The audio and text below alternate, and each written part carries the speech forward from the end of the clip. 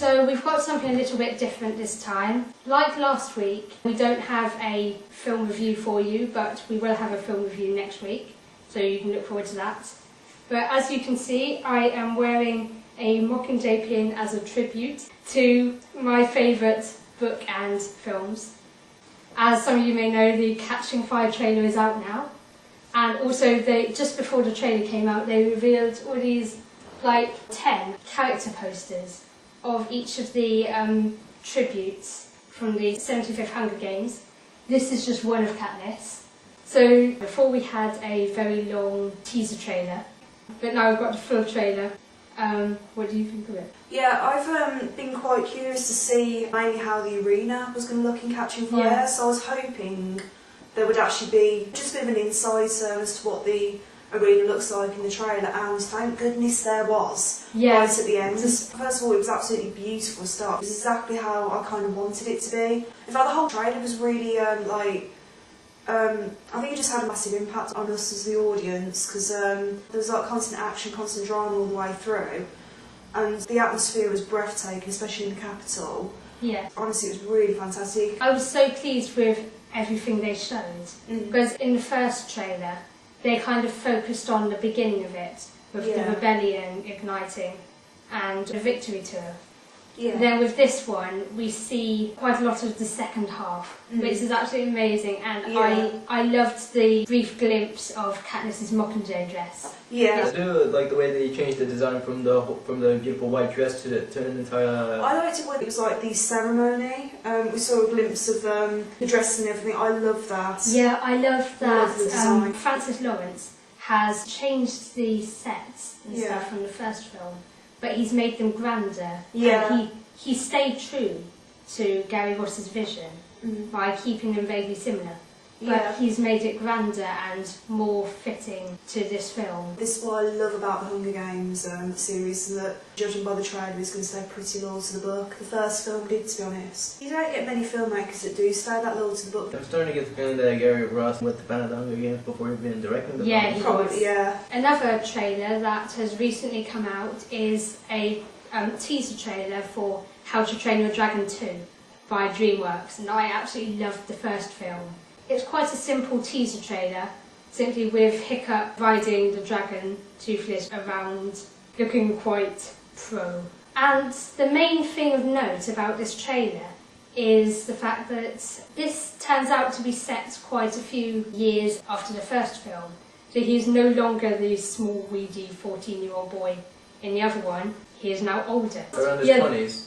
No, he's about 17, I think it's funny. Oh, 17 for years. In the last shot we get, he takes off his helmet, and that is the big reveal. It is really cool, and it does bring back memories from the first film. I do like the way that DreamWorks decided to have the main character have his own set of wings to fly along with the dragon. So I do like the way they designed the sort of suit for him. Another film is The Hobbit. Its trailer came out about a month ago.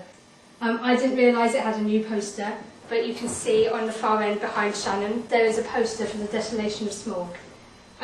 I saw the trailer when it came out, and I was pretty excited because I've been really looking forward to this film since I read the book and had seen the first film. There's so many things I'm looking forward to in the second film. That the only problem I have with the trailer really is how they deviate from the book. One of my favourite scenes where they're escaping in barrels down the river. They've got this weird monster chasing them, which they'd added into the first film as well. They've got this orc because they felt it needed more peril.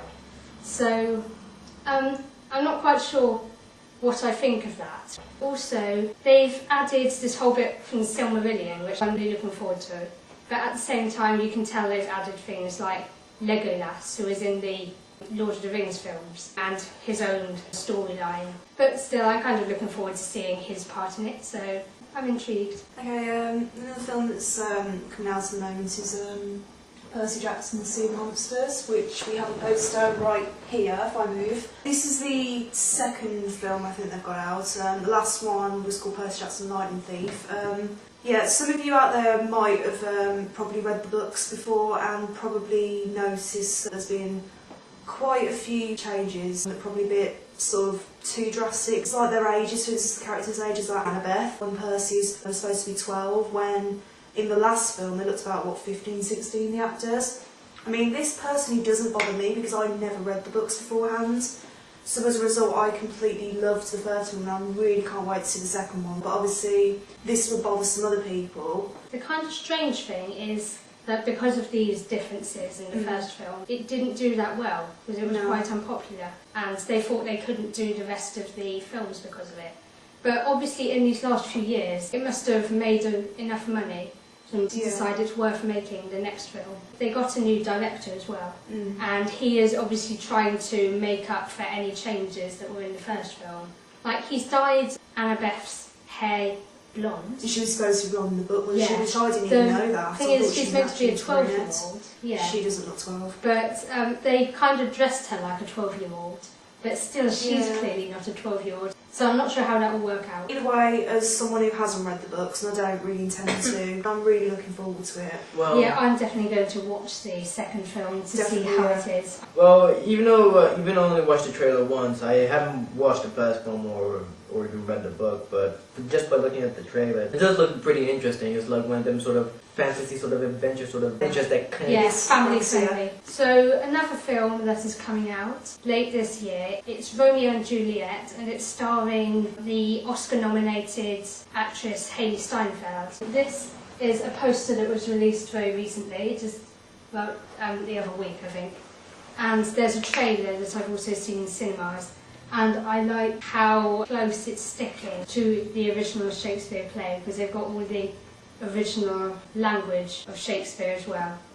And I think because there's already been 2 other Romeo and Juliet films, it will be interesting for a lot of people to see how it stands up to those 2.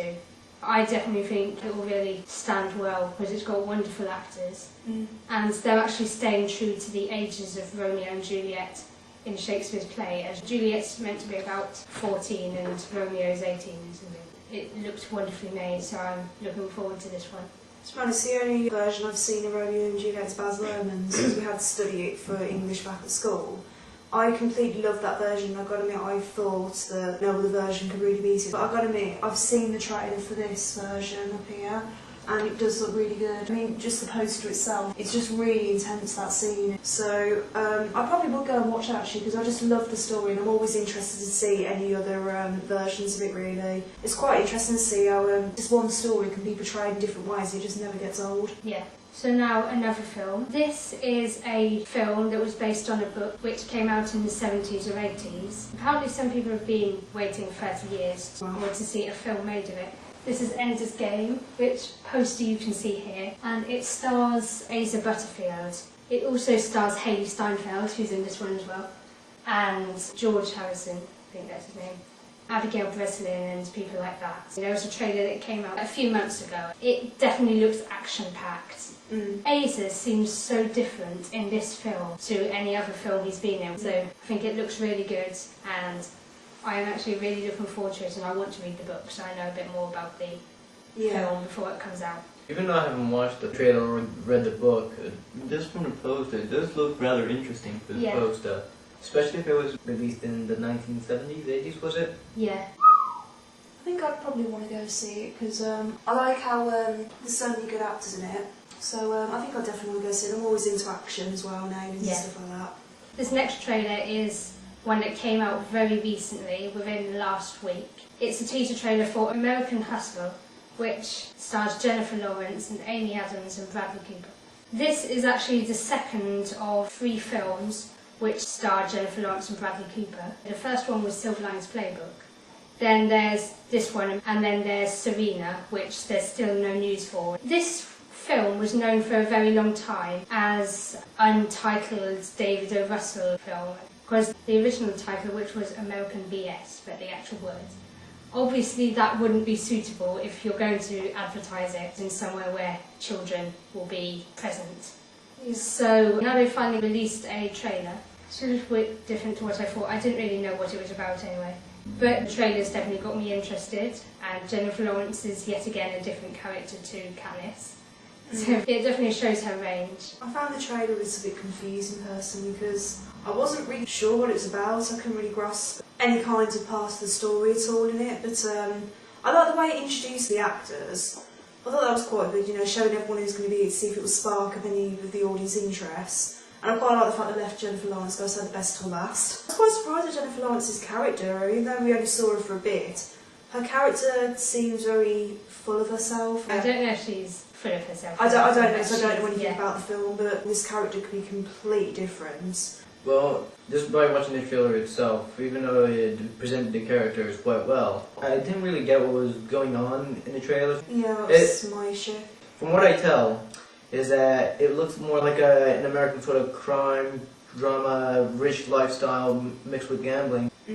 So yeah, I'll probably watch it because I want to watch quite a lot of things with Jennifer Lawrence in. Same. So now this last film is a bit different to the others, as I'm guessing it will be quite a low budget, small film, so it may not be a blockbuster like the rest. But I am really looking forward to it. It's called How I Live Now, and it's based on a Meg Rossoff book of the same name. I've read one book by her, which is what sparked my interest on this, because I recognise the title, because all her titles are quite similar. Though, ironically, I didn't like the other book that much, because it just seemed a bit depressing. But as soon as I saw this, I was immediately interested, especially by the synopsis. So I definitely want to read it and look into it. It's starring Saoirse Ronan, and it's basically a dystopian story about an American girl who goes on holiday to England to stay with her cousins. Her life is thrown upside down at the outbreak of World War III. Even though the film is coming out so soon, there is no poster and there's no trailer yet. Luckily, there's a lot of really cool stills. Yeah. They're all on one website. I don't know where they got them from. I'm a bit confused by that, because if it was coming out so soon, most films would be everywhere. I do actually have the book, How I Live Now, and I'm quite surprised that a book like that would be made into a film. I think it's good though. It's very highly acclaimed, so I think even though it may have quite a small audience, it will probably be quite popular amongst that audience. Yeah. I think the reason why they're probably doing this, I think, is because there's way too many new films coming out, and there's a lot that's been released. And if they were to put it now, perhaps their film might have been forgotten. Yeah, that's a good theory actually, because quite a few of the films are adaptations as well, ones that people have been rooting for ages. I definitely encourage anyone to look out for it, because it looks like it will be very good. It's one of Saoirse Ronan's many upcoming projects. I would like to see her again, because I think The Host is probably the only film I've actually seen her in, because I've not seen The Lovely Bones. I ain't need nothing else, no one else but you and I. I was looking for reasons why things happen. Who is that? Edmund, he's the oldest. I guess I was pretty naive back then. You can't split us up. Come on, Daisy!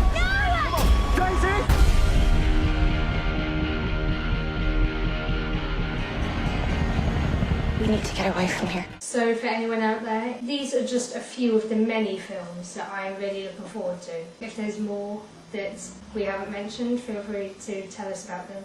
Yeah, we really love to hear your views and opinions, so don't hesitate to get in touch with us.